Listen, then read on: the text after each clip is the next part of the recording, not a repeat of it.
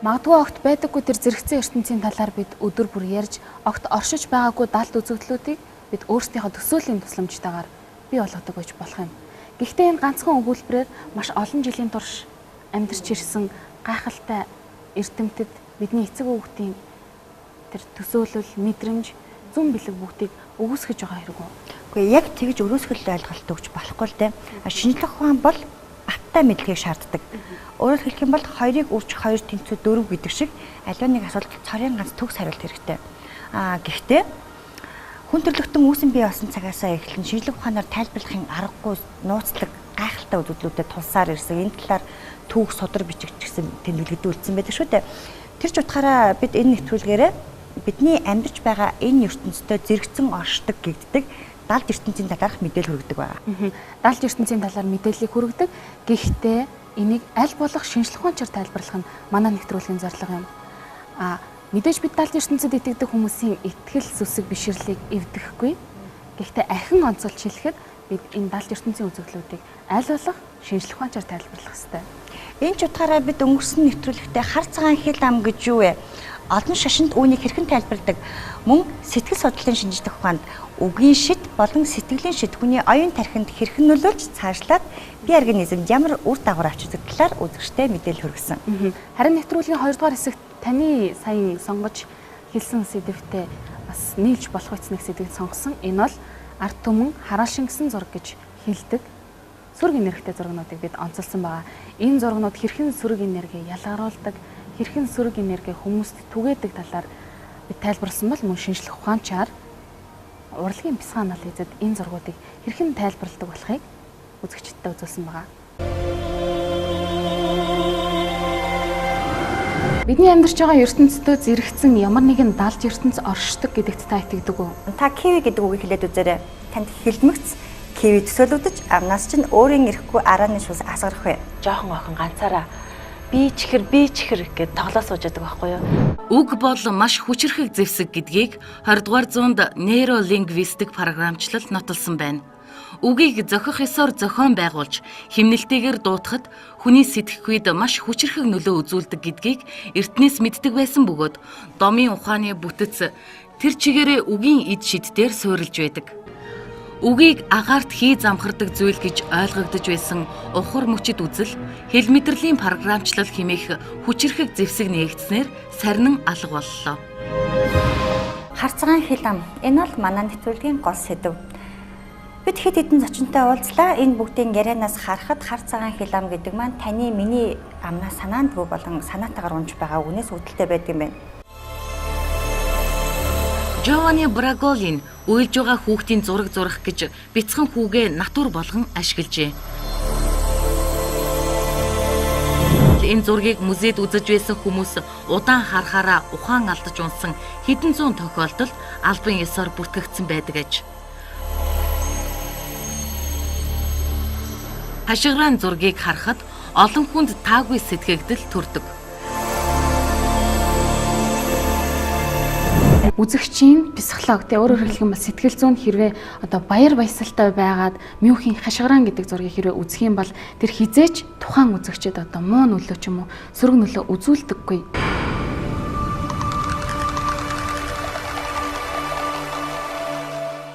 Харин бид энэ удаагийнхаа дугаартаа зүүд гэж юу вэ? Зүүд үнэхээр зүн сонтой байдгүй. Түүнээс гадна шинэ он гарахад ердөө хэдхэн хоног үлдээд байна.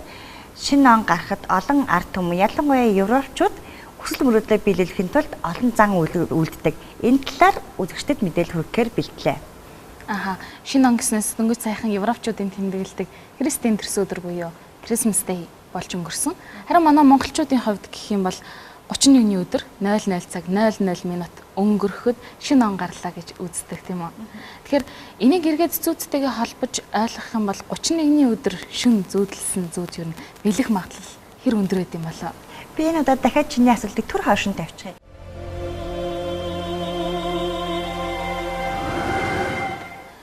Зүүд үнэхээр далж ертөнцтэй холбогдох гүр мөн үү? Эсвэл тэнгэрээс эсвэл бидний хин нэгэн хайртай хүнээс ирж байгаа ямар нэгэн дохио сануулга мөн үү гэдэг дээр бид одоо хүртэл эргэлцсээр байгаа. Би бас олон тийм сонин зүйлжсэн. Тэрний дотроос нэгийг онцолж хэлэх юм бол би 3 орс үгийг зүү дээрээ дамжуул мэдж авсан байхгүй. Нэг нь траур гэдэг үг. Нэг удаа оюутан байхдаа 10 хэдэн жилийн өмнө юм да шүн хар хувцастай гэлэн манар ингээд дээгүүрээ нэг нөмрөг өмсчихсэн байдаг штэ. Нөмрөг өмсчихсэн лаа бариад нэг тийм сонин гонигтай ая ишгэлээд байсан юм. Би гайхаад тэнд очичоод энд яг юу болоод байгаа юм бэ гэд хинээс ч юм бэ асуусан чинь бас хин ч юм бэ миний чихэнд траур гэж юмсан байхгүй. Өглөө би сэрэнгүүтлээ энэ траур гэж юу юу гэсэн үг юм болоо би яагаад зүудэлсэн юм бол гэдээ Орос Монгол тойл бичгээс харсан чинь гашуудлын үйл ажиллагаа гэсэн утгатай үгсэн юм билээ. Аха. Тэгэхээр миний мэдж байгаагаар бол даалж ертөнцийн өнцгөөс харсан ч дээрэс нь бас шинжлэх ухааны өнцгөөс харсан ч энэ хоёр нэг зүйл дээр огтлцдаг. Энэ бол зарим зүүд яах аргагүй биелдэг тийм үү? Яг үнэ зарим зүүд биелдэг. Ер нь олон хүн миний зүүд биелсэн гэж ярьдаг шүү дээ. Түрүүн өөр дээрээ би жишээ авлаа шүү дээ. Гадаад үгийг зүү дээрээ дамжуулж мэдсэн гэдэг. Яг тэрэн шиг шинжлэх ухаанд агуу том нээлтүүдийг хийсэн эрдэмтэд зүү дээрээ дамжин асуудлынхаа шийдлийг олсон юм байдаг юм байна. Энэ жагсаалтын хамгийн түрүүнд Менделеевийн үейлэх систем орох ёстой гэж би бодож байна. Тэгэлгүй яг Менделеевийн үейлэх системийг мэдэхгүй хүн гэж байдаггүй. Мөн Менделеев элементүүдэд толгойд нь хэдийн орцсон байсан ч гэсэн яаж системчлэх вэ гэдгээ бодж олж чадаагүй байжгаад зүү дээрээ олсон гэдэг юм байна. Гэхдээ ганцхан Менделеевч гэлтгүй Декарт, Кекуле зэрэг олон агуу эрдэмтэд зүү дээрээ дамжин нээлтүүдээ хийсэн бэлээ. Одоо харин сууд 10 нээлт зүү дээр хийсэн шүү дээ. Зүүдний тусантайгаар хийсэн сууд 10 нээлтийг хамтаа сонирхцгаая.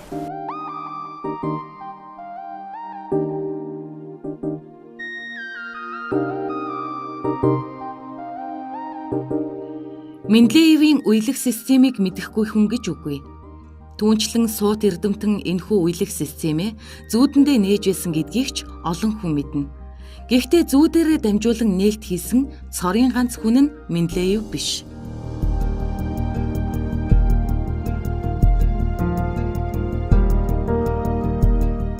Ойлгож болохгүй нууцлаг үзэгдэл байдгүй хэмээн Францын агуу эрдэмтэн, философч, математикч, физикч, физиологч Рене Декарт нэгэнтээ батлаж байв. Түүнд өөрт нь тайлбарлахад хэцүү явдал тохиолдож байлаа. Амьдралынхаа туршид олон салбарт нээлт хийсэн Декарт янз бүрийн асуудлын шийдлийг 23 наснд зүүдэлсэн зөнтөө зүүднүүдийнхээ ачаар олсон гэдгээ нуудгүй нэгэн байж. Тэрээр олонтой зөнтөө зүүдэлж байсны дотор 1969 оны 11-р сарын 10-ны өдрийн зүүд нь хүн төрөлхтний түүхэнд өөрөөр хэлбэл түүний ирээдүйн бүтээлүүдийнх нь үндсэн чиглэл тавигдсан гэж тэрээр үзсэн байдаг. Декарт энэ шүн зүүдэндээ гартаа латинаар бичсэн ном барьсан байх бөгөөд энэ номын эхний хуудсан дээр би ямар замаар замнах вэ гэсэн асуулт байсан гэдэг. Энэ зүүднийхээ дараа Декарт өөрийнх нь математик зарчмууд байгалыг танин мэдэхэд чиглэгдсэн байх ёстой гэдгийг ойлгосон хэмээн өгүүлсэн юм. Атомын физикийн үндсийг тавигч дайны сууд эрдэмтэн Нильс Бор оюутны ширээний ард байхдаа л дэлхийн шинжлэх ухааны чиг хандлагыг өөрчилсөн нээлт хийж чадсан нэг юм. Тэрээр нэгэнтээ гал дүрэлзүүлсэн хийн дунд нар байх бөгөөд энэ тойргийн гадна талаар гаригууд эргэлдэж байна гэж зүүдэлжээ. Түүнчлэн гаригууд нарыг тойрон эргэлдэхийн зэрэгцээ нартай нарийн утсаар холбогдсон байгаа нь харагдсан гин. Гинт хий хатуу биет болж нар болон гаригууд жижигрэх тэр үед Бор сэрсэн байна. Ингээд тэрээр зүүднийхээ талаар бодож байхдаа эртнээс эрэлхийлж бодож байсан атомын загвараа нээсэн гэдгээ олж мэдсэн юм. Түүний зүүдэнд үзэгдсэн нар нь цөм, харин гаригууд нь электронуудыг төлөөлсөн байж гэдгийг Нильс Бор ойлгожээ. Левигийн хийсэн нээлтээс өмнө ангаах ухааны салбарын организм дахь мэдрэлийн импульсүүд цахилгаан долгионоор дамждаг гэж ташаа боддог байж. Тухайн үед залуухан эрдэмтэн байсан Отто Леви мэрэгжилт нэгт нөхдөөсөө зурж мэдрэлийн импульсийг дамжуулахад хийм оролцдгоо хэмээн зоригтойгоор баталдаг байсан гин. Гэвч оюутны ширээний араас дөнгөж боссон залуу эрдэмтний үгийг хинч тоож сонсох билээ дээ.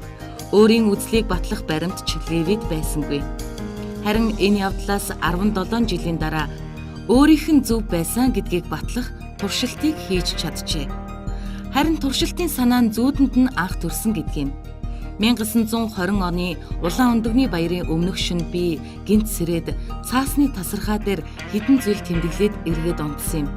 Өглөө сэрээд өнгөрсөн шөнө маш чухал зүйл тэмдэглэж авсан гэдгээ мэдрээд байсан ч ирээдсэн цаасныхаа учрыг олохгүй лэв. Дараа шөнө нь ойролцоогоор 3 цагийн үед өнөөх зүүд дахиад зүүдлэгдсэн. Энэ бол химийн трансмиссийн таамаг маань үнэн бодит гэдгийг батлах туршилтын санаа байв. Зүүдийнхээ ачаар санааг нь олсон судалгаа нь 1936 онд Отто Левид Нобелийн шагналыг авчирсан юм.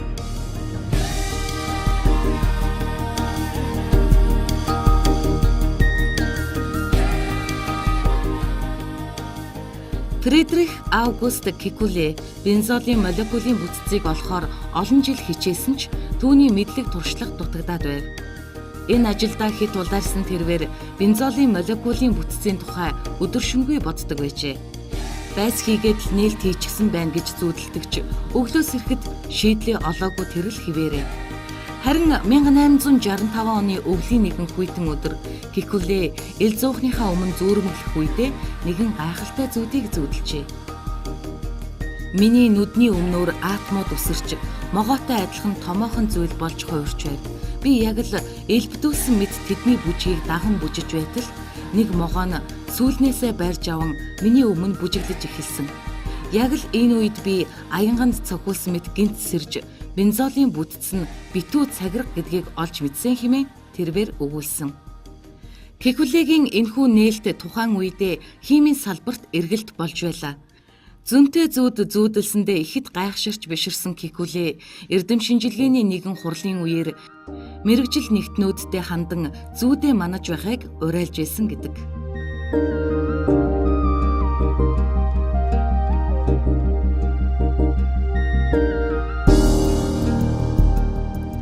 Менделеевийн үейлэх системийг мэдэхгүй, түнчлэн тэрвэр энэ системээ зүүдэндээ олж нээсэн гэдгийг мэдэхгүй хүн ховор биз.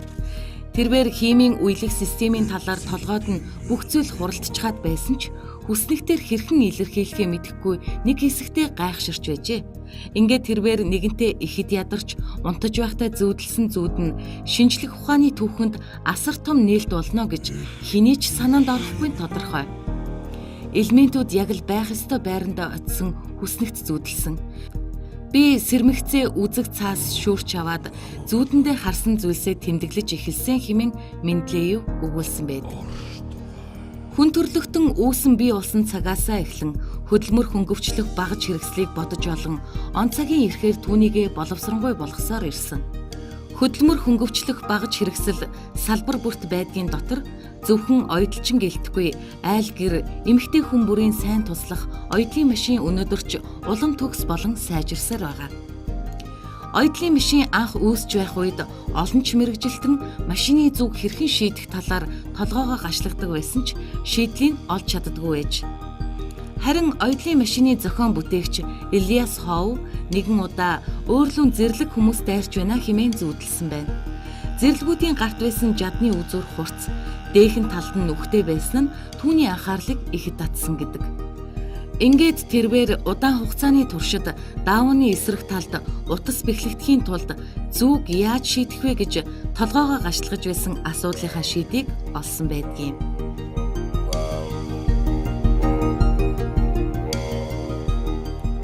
Оросын зохион бүтээгч академич Олег Антонов дээд зэргийн хүнд даацын авраг онгоцны сүүлний хэсгийг хэрхэн шийдэхээ мэдэхгүй багагүй хугацааг өнгөрүүлжээ. Харин нэгэн өдөр тэрвэр онгоцны сүүлний өвөрмөц хэлбэрийг зүүдлэн гинтэл хин нэгэн сэрээсэн мэт орноосоо огл харайн болсон гэдэг. Ингээд гэрлээ асаан хуудас цаасан дээр зүүдэндээ харсан сүүлээ зурж орхин эргээд унтжээ. Өглөө нь удаан хайгаад олохгүй байсан онгоцны сүүлний шийдэл цаасан дээр байхыг хараад ихэд баярлсан гин. Энэтхэгийн агуу математикч Сриниваса Раманужан тэгшдэглүүдээ бүгдийг Индиусийн Намагире бурхны тусламжтайгаар зүүдэндээ олсон гэж баталдаг нэгэн. Энэтхэгийн математикч бурхны тусламжтайгаар зүүдэндээ тэгшдэглүүдийн санааг олсон бол Канадын эмч Фредерик Бантинг мөн л зүүдэрээ дамжуулан инсулинийг гарган авах туршилтаа зүүдэлсэн байдаг.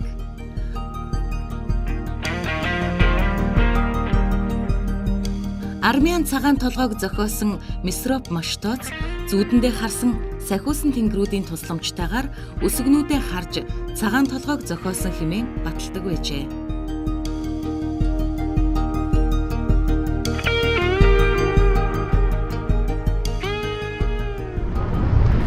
Зүүдэг шинжлэх ухаанд яг 2-ыг үржих нь 2 тэнцүү 4 гэж таны дөрөв хэлсэнчлэн яг тодорхой баталгаа гаргаж баталж чадаагүй байдаг. Гэхдээ эрдэмтэд мэдээж өөр өөрийн үзлийг гаргаж өөр өөрийн тэр баримтуудыг гаргаж ирсэн байдаг. Энэ олон эрдэмтдээс заавал дуртах ёстой эрдэмтэн бол Австрийн сэтгэл судлаач эмч Зигмунд Фройд юм байна. Зигмунд Фройдын зүүдний тайлал гэдэг ном байдаг баха. Зигмунд Фройд зүүдний тайлал гэдэг энэ номоор маш олон хүмүүстэй уулзаж зүүдэнд нь задлан шинжилгээ хийсний үр дүнд бидний нөгөө яриад байдаг даалж ертөнд сүнс чөтгөр эсвэл эмиг ихийн хэлсэн үг сануулга гэсэн тэр мухар сүсгээс салгаж чадсан. Мухар сүсгээс салгаж чадсан гэхээр чиний сайн хэлдэг даалж ертөнцийн хэл эсвэл эцэг өвгөдмээс сануулж байгаа ямар нэг дохио зүүдэнд байдгүй гэсэн үг үү? Шинжлэх ухаанаар тайлбарлах юм бол энэ бол байхгүй.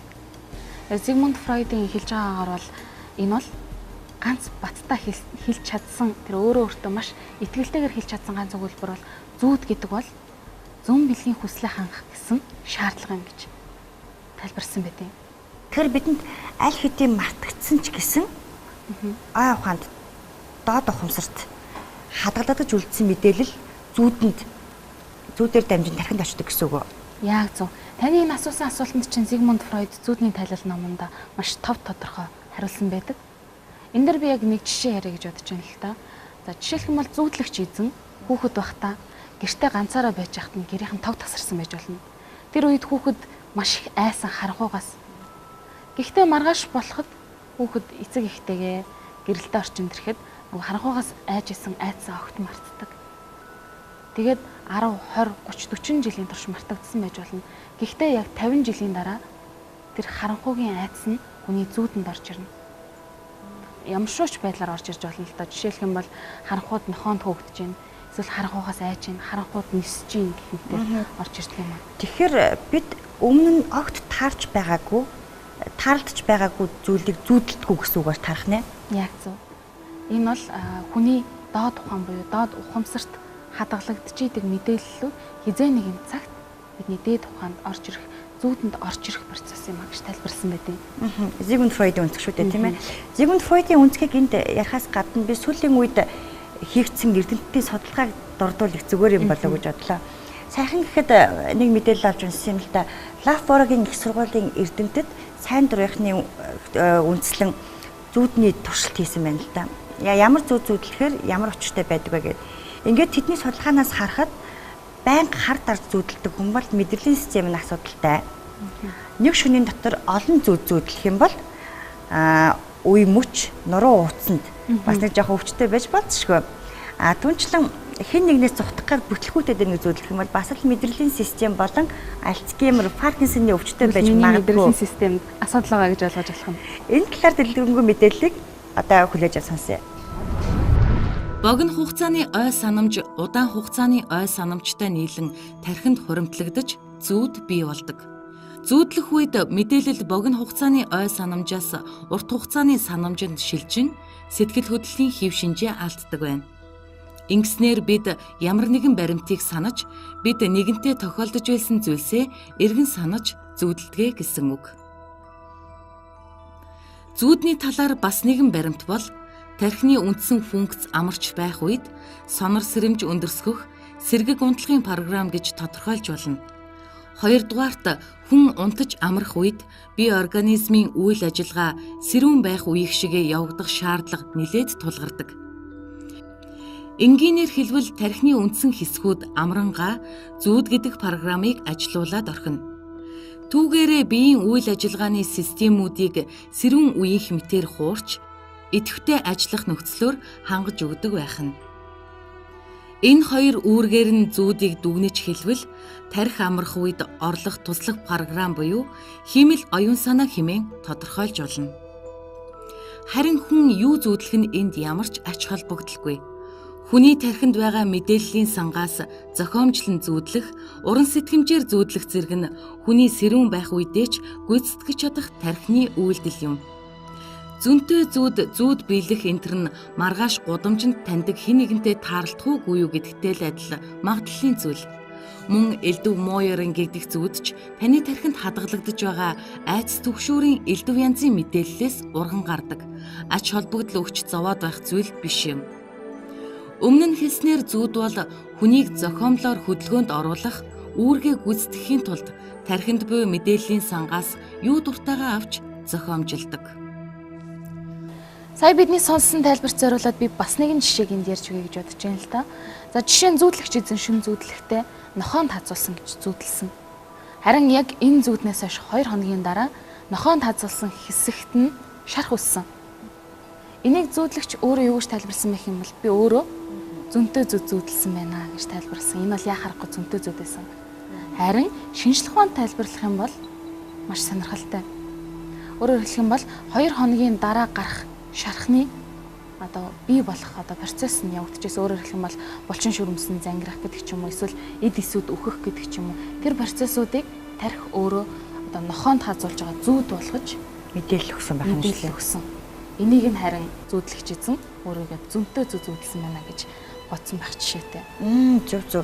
Хүмүүс нойрныхаа 5-ны 1% зүүдэлж өнгөрөөдөг гэж тийм судалгаа байдаг шүү дээ. Ингээд би чиний асуултанд хариулт зүүдийг чинь тайлж өгөх хүртэй байхаа. Би өнөөдөр нэвтрүүлэгтээ зориулаад юм Миллерийн Германы алдарт зүүд тайлагч гэж ярьдаг Миллерийн 10,000 зүүдний тайлал гэсэн ном авчирсан байгаа. Энд өгүүлснээр бол 31 зүүдэлсэн зүүд хайр дурлалын талбар дээр ялалт амжилт авчирна. Мөн 15 хоногийн дотор биелнэ гэж үзсэн байдаг юм лээ. Гахалтай. Би таныг яг энэ нэг номыг авчирсан үед чинь өөрийнхөө өнгөрсөн шөнийн зүүдийг бас тайлбармаар санагдаж байна л да. Жишээлх юм бол би өнгөрсөн шөнө муур зүүдэлсэн. Муур зүүдлэхэр нэрээ юу гэдэг юм болоо. Энэ Миллерийн зүүдний тайлалт өгүүлснээр эмэгтэй хүн муур зүүдлэх юм бол сэтгэл зовоох баг зэргийн асуудлууд байгаа юм байна шүү гэдгийг сануулж байгаа хэрэг гинэ. Тэгэхээр эргээд бас 31-ийнхээ яриа руу шууд оръё л да. 31 зүүдэлсэн зүүд тэгвэл биелдэг гэвэл бид нар зүүдэрээ дамжуулан хүслээ биелүүлэх боломжтой юм шүү. Зөвхөн зүүдэрээ ч гэлтгүү шинэ он гарч байгаа, шинэ үе эхэлж байгаа гэдэг утгаараа дэлхийн олон ард түмэн хүсэл мөрөөдлөө биелүүлэх олон зан үйл үлддэг юм билэ. Тэрний дотроос би өнөөдөр нэгийг чамаар туршуулж үзье гэж бодсон юм. Би цаас харандаа бэлдээд ирчихсэн байгаа. Энэ цаасыг чи яаж ашиглах вэ гэхээр манай үзэгчид ч гэсэн дагаад хийж болно. Шинэ жилийн орой гэхдээ энэ цаасныхаа тал хэсэгт нь өөрийнхөө салахыг хүсэж байгаа, эх хонд таалдахгүй байхыг хүсэж байгаа тэр муу муухай зүйлсээ бичнэ. Нөгөө хэсэгт нь болохоор эх хонд авахыг хүсэж байгаа, хүсч мөрөөдлөө бичнэ. Жишээ нь чи машин худалдаж авахыг хүссэн байж болно шүү дээ, тийм ээ. Тэгвэл тийм мөнгөний тийм автомашин гэж биччих нь байна. За чи бичээд эхэлчих. Үзэгч та ингэж шинэ оны орой, шинэ жилийн орой ингэж бичээд муу зүйл бичсэн хэсгээ цацаж аваад ураад хайчих нь байна. Харин сайн зүйл бичсэн хэсгээ дуртай номынхаа завсар эсвэл зургийн цомогтой хадгалаад харин эргэжил энэ хүсэл маань үнэхээр биелж үү гэдгийг хараад нэг үзээрэй.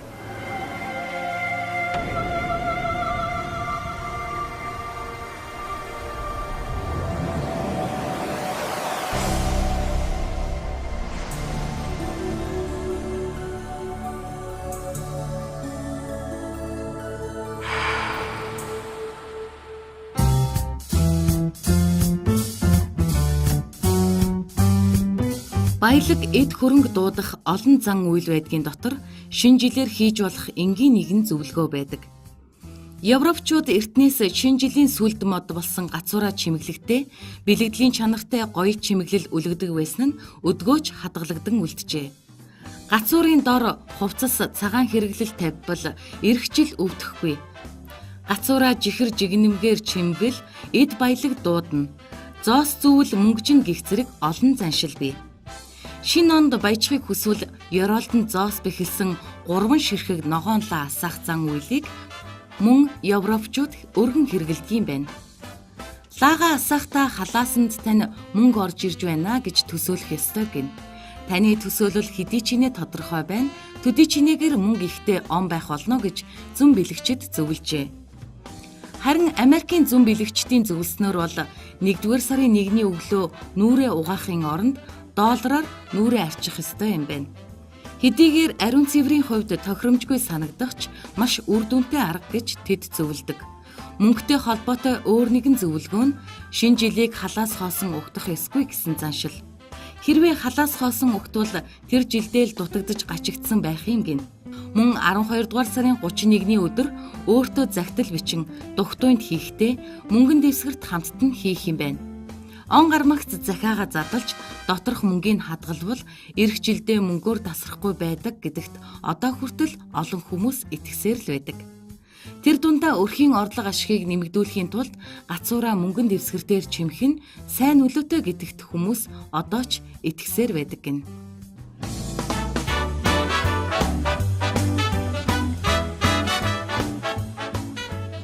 Манайхан бас айлд орохлоор хүүхдийнх нь ялкийг мялана гэдгээр мөнгө тавьдаг.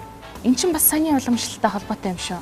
Ер нь тэгсэн баха. Манайхан чинь гаднаас л энэ соёлыг уламжилсан болохоор гэхдээ сүүлийн зарим хүмүүс сургуультай болсон шүү дээ мод тагч байгаа юм шиг гэдэг. Гэхдээ юу нь буруу байх гэж европчууд эх жил орлого ашиг ихтэй байхын тулд мөнгөн дэвсгэртээр гацраа чимж яхад бид нар ч гэсэн яагаад Мэдээж хүн бүхэн мөнгөнд дуртай байдаг.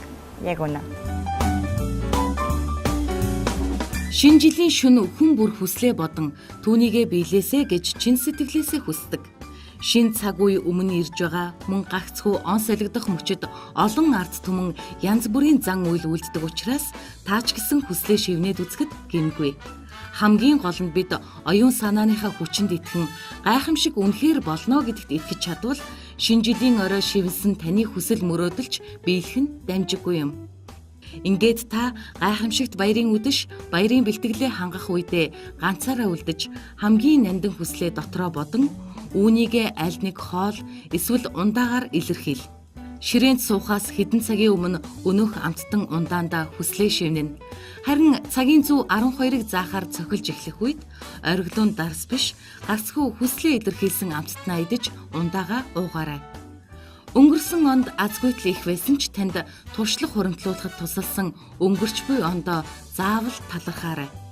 Ингээд та өөртөө саад болсон эсвэл салахыг хүссэн зүйлээ цаасан дээр бичээд шинэ жилийн орой шатааж болох юм байна. Үнэхээр сонирхолтой бас туршаад үзэхэд гимгүү туршилтууд юм шиг санагдлаа. Өөр нэг заншил байна. Кинонд хүртэл гардаг да. Шөнө дунд 12 цаг болох гээд яг цагийн зүү цохиж эхэлмэгц хүслээ цаасан дээр бичээд шатаагаад тэр үнсийг нь ориглон дарс руу хийгээд уудаг.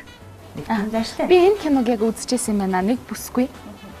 Хань ижилтэй болох хүсэлтэй байгаад оны эцсийн өдрийг хүлээж агаад хүслээ шатааж шампансканда хийж уух хүсэлтэй байдаг. Гэвч цагаас хоцордог. Гэхдээ тэрэнд ахиад нэг боломж олсон нь юу вэ гэх юм бол цагийн зураг ашиглаад яг хажууд байдаг муужтай очиод ахин шинэ оныг гаргах боломжтой байдаг. Ингээд нөгөө бүсгүй хажуудлынхаа мууж руу очиод нөгөө хүслээ шатаагаад уусан. Гэхдээ маш азгүй тохиолдлоор эмэгтэй 2 хуваасан цаасныхаа хоосон хэсгийг нь шатаагаад уучсан байдаг. Гэхдээ эцсийн бүлэгт хүсэл нь биелсэн л үстэй ямар ч гэсэн. Биелэлгүй яах вэ? Эмэгтэй мэн хайртай залуутайгаа уулзраад түүний тэр оных нь хүсэл биелээд энэ кино төгсдөө. Сайхан төгсгөлтэй юм байна. Энэ олон хүсэл мөрөөдөл биелүүлэх олон зан үйлийн зэрэгцээ шинэ жилийн орой, шинэ жилийн эхний өдөр хориглох, цэрлэх бас юм зөндөө байдаг юм билээ. Энэ нь яг манай монголчуудын хувьд жишээлх юм бол цагаан сарын шинэ нэгэнд хийж болохгүй хориглох цээр гэж байдагтай адилхан гэсэн үг үү тийм? Яг үнэ. Европчуудын хувьд ер нь шинэ оныг цагаан сар гэдэг хэлчихэд баг буруутахгүй шүү дээ. Яг тэр утгаараа шинэ оны эхний өдөр буюу 1-р сарын 1-ний өдөр гэр орноо цэвэрлэх, ялангуяа шалаа шүүрдэг, хогоо хаяхыг цэвэрлэх юм билээ. Алдагдaltaй мөнгөгүй жил болно гэд. Хоёлаа нэвтрүүлгээ төгсөхөөс өмнө бас таны сайн санал болгосон туршилтуудаас нэгийг нь хийж үзвэл яасан бэ гэсэн би саналаа оруулж байна л да. Хоёлаа ориглон дарсаа буудуулангаа миний энд бичсэн байгаа хүслийг шатааж миний хүсэл биелэх эсхийг хоёлаа бас туршиж үзэж болох юм. Гэхдээ бас яг шинэ жил болоог байгаа болохоор биелэхгүй юм болов уу? Үгүй би түрүүн хэлсэндээ хамгийн гол нь итгэх хэрэгтэй гэд тийм учраас чи шатаачих. Бид өмнөх нэвтрүүлгийнхаа дугаараар ч гэсэн үгийн шид ихтгэл үнэмшлийн талаар их ярьж байсан. Тийм болохоор хоёулаа өнөөдөр бичсэн хүсэл маань биелэн гэж одоо шатаагаад дуучрыг өдөрч та ч гэсэн энэ заншлыг шинэ жилийн орой, шинэ жилийнхаа баярын өдөр энэ заншлыг туршиж үзэхдээ эх жил заавал хүсэл маань биелэн гэдэгт гүн бат итгээрэй. Харин 2014 оны төгсгөлд энэ хүсэл маань үнэхээр биелсэн эсхийг дэвлээд нэг үзэхэд гэмгүй штэ. Зямэ. За би чиний хундганд энэ үнсийг хийгээдхий.